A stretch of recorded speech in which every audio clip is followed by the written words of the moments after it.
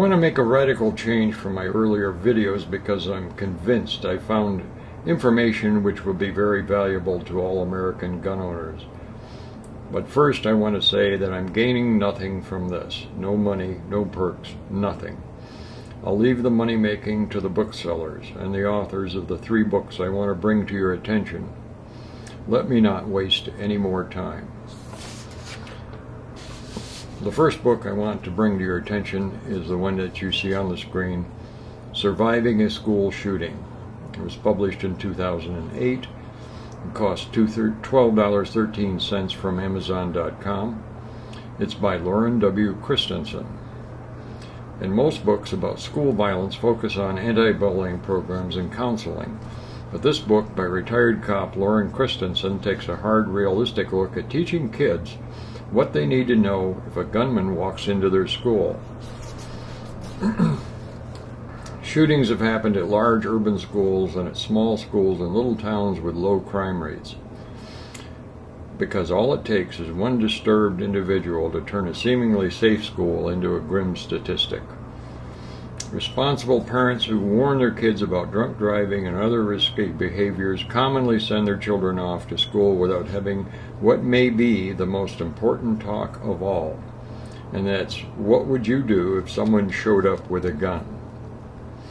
In this guide, Christensen teaches parents how to work with their children, from elementary schoolers to teens, to develop an age-appropriate plan of action that includes developing an awareness of surroundings and critical thinking skills.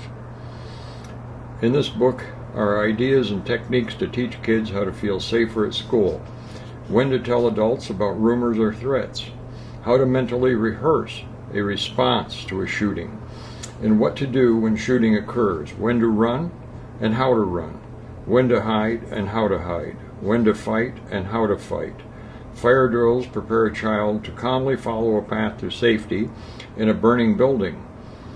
And the information in this book will train students to begin thinking strategically, defensively, and offensively in case violence erupts at their school. Alright, the next book I want to talk about is Rampage, The Social Roots of School Shootings.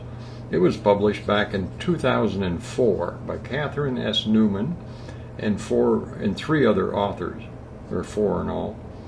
The cost was $15.19 from Amazon.com.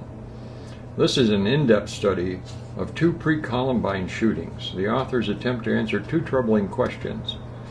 One is, how could these low-crime, family-centered white communities have spawned such murderous violence? And 2 is, how did these particular families, known and respected by neighbors, teachers, and preachers, produce rampage killers? This book grew out of research.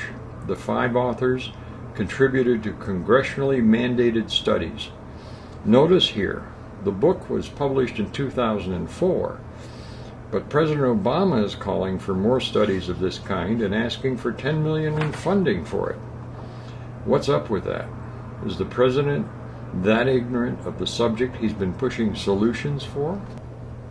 The third book I want to talk about is Why Kids Kill: Inside the Minds of School Shooters by Peter Langman, Ph.D. It was published in 2009. What is that, 4 years ago?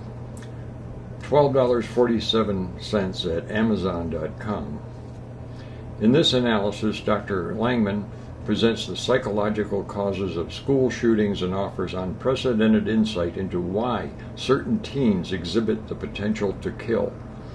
He shows how to identify early signs of possible violence and offers preventative measures that parents and educators can take to protect their communities. Do you see a pattern here, folks?